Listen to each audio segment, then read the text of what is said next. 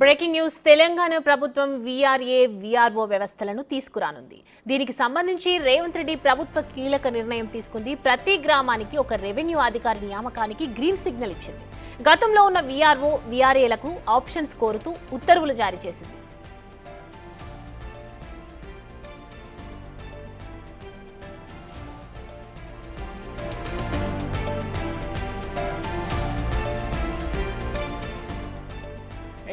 తెలంగాణ ప్రభుత్వం తిరిగి VRA VRO వ్యవస్థలను తిరిగి ఇక్కడికి తీసుకురానుంది. దీనికి సంబంధించి రేవంత్ రెడ్డి ప్రభుత్వం కీలక నిర్ణయం తీసుకుంది.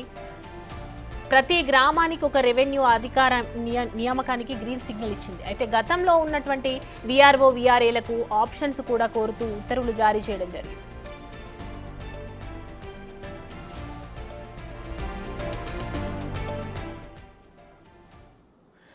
ఈ అంశానికి సంబంధించి మరిన్ని అప్డేట్స్ మా ప్రతినిధి హరికృష్ణ అందిస్తారు. హరికృష్ణ, వీఆర్ఓ వీఆర్ఏ వ్యవస్థ తిరిగి తీసుకురావడం, అసలు దీని మీద అప్డేట్స్ ఏంటి?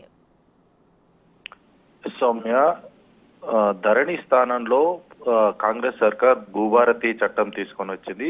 ఈ చట్టంలో భాగంగా వీఆర్ఏ వీఆర్ఓ వ్యవస్థను తీసుకురావాలని చెప్పేసి కాంగ్రెస్ సర్కార్ భావిస్తుంది. ఇందులో ఎవరైతే గతంలో పనిచేశారు ఉన్న వాళ్ళు ఉంటారో వాళ్ళని ఆప్షన్స్ కోరుతూ, అంటే ఎవరైనా ఇంట్రెస్ట్ ఉన్న వాళ్ళు దరఖాస్తు చేసుకోవాలంటూ కూడా ఉత్తర్వులు జారీ చేసి భూపరిపాలక శాఖ అసిస్టెంట్ కమిషనర్ ఉత్తర్వులు అయితే జారీ చేయడం జరిగింది. అయితే గతంలో దాదాపుగా 26,000 మంది ఈ యొక్క వీఆర్ఏ వ్యవస్థలో అయితే ఉన్నారు.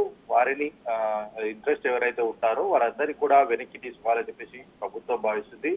అయితే గ్రామ స్థాయిలో రెవెన్యూ అధికారి ఉంటే ఈ యొక్క పరిపాలన సక్రమంగా సాగుతుంది.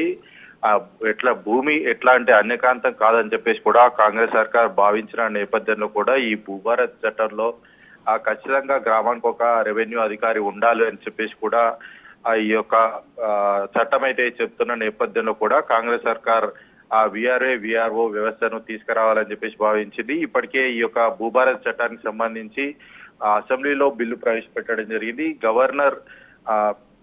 గవర్నర్ ఆమోదం కోసం అయితే రాజ్భవన్ కి అయితే ఈ బిల్లు పంపడం జరిగింది. ఈ బిల్లు గవర్నర్ ఆమోదం తెలిపిన వెంటనే ఈ యొక్క వీఆర్ఓ వ్యవస్థలో గతంలో ఎవరైతే పనిచేశారో వారందరినీ కూడా వెనక్కి తీసుకోవాలని చెప్పేసి ప్రభుత్వం భావిస్తుంది. దాదాపు 11,000 మంది వరకు కూడా వెనక్కి వచ్చేది. వివిధ శాఖల్లో గతంలో పనిచేసిన అధికారులు వెనక్కి వచ్చేందుకు కూడా సిద్ధంగా ఉన్నట్టు కూడా తెలుస్తుంది. మిగతా వారందరినీ కూడా రిక్రూట్ చేసుకోవాలని చెప్పేసి కూడా భావిస్తుంది. ఇది ఒక రకంగా చెప్పాలంటే నిరుద్యోగులకు కూడా ఒక శుభవార్త అని చెప్పవచ్చు. ఎందుకంటే దాదాపు ఈ వీఆర్ఏ వీఆర్ఓ వ్యవస్థకు 26,000 మంది అవసరపడతారు. అయితే ఇందులో భాగంగా సగం మంది వివిధ, అంటే గతంలో పనిచేసిన సగం ఉద్యోగులు ఎవరైతే ఉంటారో వారు సగం మంది కూడా వెనక్కి రావడానికి సిద్ధంగా ఉన్నారు. మిగతా వాళ్ళందరినీ కూడా ప్రభుత్వం నోటిఫికేషన్ ఇచ్చి ఈ యొక్క ఖాళీలను మొత్తం కూడా భర్తీ చేయాలని భావిస్తుంది. మొత్తానికి గత ప్రభుత్వం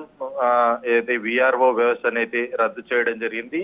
కాంగ్రెస్ సర్కారు అధికారంలోకి వచ్చిన తర్వాత గ్రామీణ స్థాయిలో పరిపాలన సక్రమంగా జరగాలంటే ఖచ్చితంగా వీఆర్ఏ వీఆర్ఓ వ్యవస్థ అవసరం అని చెప్పేసి భావించిన నేపథ్యంలో ఈ భూభారత్ చట్టం అంటే గతంలో భూములకు సంబంధించి రైతులు కానీ ఇతర అంటే ఎవరైతే భూ యాజమాన్యులు కానీ చాలా ఇబ్బందులు పడ్డారు.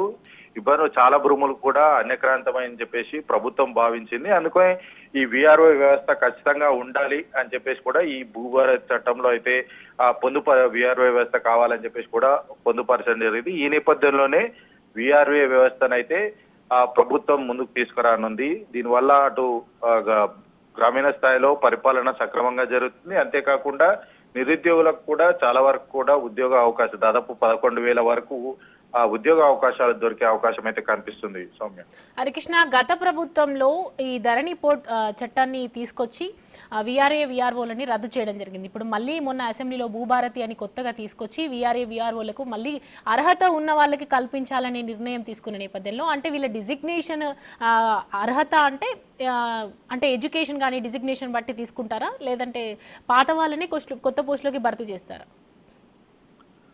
సౌమ్య, అయితే ధరణి స్థానంలో రైతులు, అటు భూ యాజమాన్యులు ఎవరైతే ఉంటారో వాళ్ళంతా కూడా చాలా ఇబ్బందులు పడ్డారు. చాలా ఇబ్బందులు పడ్డ నేపథ్యంలో ఈ ధరణి స్థానంలో కాంగ్రెస్ అంటే గతంలో ఏదైతే టీపీసీసీ హోదాలో స్వయంగా ముఖ్యమంత్రి రేవంత్ రెడ్డి ధరణి చట్టం వల్ల చాలా మంది రైతులు ఇబ్బంది పడుతున్నారు.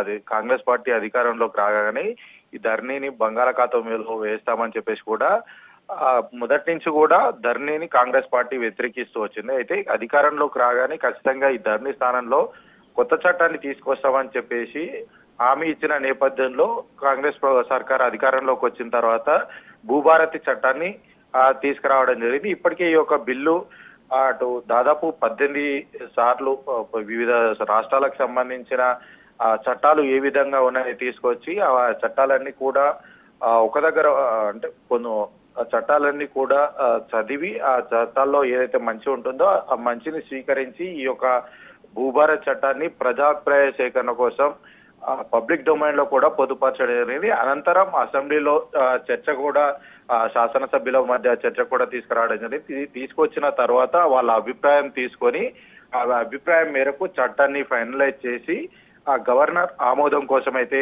పంపడం జరిగింది. గవర్నర్ ఆమోదం తెలిపిన తర్వాత ఈ యొక్క చట్టం ప్రజలకు అందుబాటులోకి రానుంది. అయితే గత ప్రభుత్వం విఆర్ఏ వ్యవస్థను అయితే రద్దు చేయడం జరిగింది. గ్రామీణ ప్రాంతాల్లో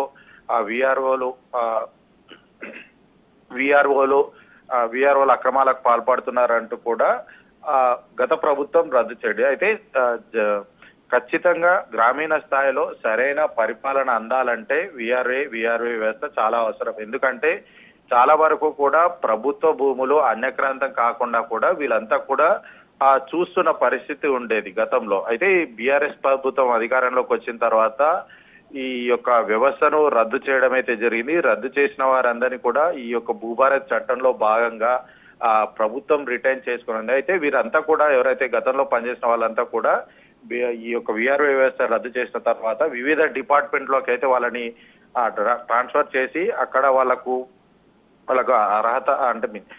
అర్హత తగ్గట్టు వివిధ శాఖల్లో వాళ్ళకు ఉద్యోగాలు ఇచ్చి వారిని ఉద్యోగాలు చేపిస్తున్న పరిస్థితి ఉండేది. అయితే ఈ విఆర్ఏలను మాత్రం భూభారత్ చట్టంలో భాగంగా తీసుకొని వస్తున్నాయి. అయితే గతంలో ఎవరైతే పనిచేసిన వాళ్ళు ఉంటారో వాళ్ళనే ఇంట్రెస్ట్ ఎవరైతే ఉంటారో వాళ్ళందరినీ కూడా వెనక్కి తీసుకోవడం అయితే జరుగుతుంది. అయితే మిగతా పోస్టులు మాత్రం టీఎస్పీఎస్సీ ద్వారా ప్రభుత్వం రిక్రూట్మెంట్ చేయాలని చెప్పేసి కూడా భావిస్తుంది. వీళ్ళందరికీ కూడా ఖచ్చితంగా డిగ్రీ అర్హత ఉండేటట్టు విధంగా చూసుకోవాలని చెప్పేసి కూడా ప్రభుత్వం భావిస్తున్నట్టు తెలుస్తుంది. So thanks for the updates Harikrishna.